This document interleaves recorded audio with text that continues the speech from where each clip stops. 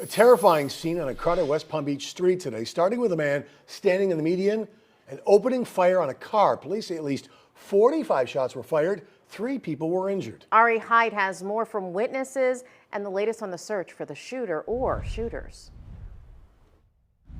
Let's talk first about the victims. Police tell us all 3 are expected to be okay, which is extremely fortunate given that this shooting happened in the middle of 45th Street, in the middle of the day with people all around.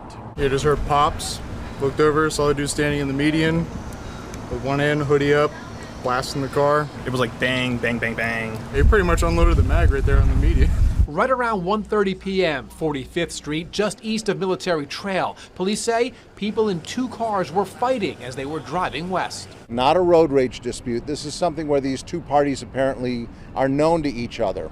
At the same time, a woman around 50 years old was driving in the opposite direction. For some reason, she crossed the center line and collided with one of the cars in the fight. At that point, it appears that the suspects or subjects in the vehicle that did not crash got out of the car and opened fire on the other car. Police counted more than 45 shots from at least 2 weapons. The 2 people in the car were both hit, but their injuries are described as minor. Detectives are still trying to determine if there was an exchange of gunfire or if they were just ambushed like this. All this was happening in the middle of traffic. Pedestrians, businesses. I wasn't ready for it.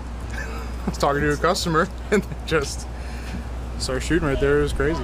Dexter Coote says some people in his business ran for cover. Others went to see what was going on. And I would just like get away from the doors and windows and just call 911. Detectives say nobody else was shot, which they call a miracle, given the number of shots and the number of people in the area. When you have upwards of 45 rounds, stray bullets can kill. And we were very lucky that at that time of day, on a busy street, we were very fortunate that nobody else was struck. Police say right now the 2 victims who were shot are not cooperating with the investigation.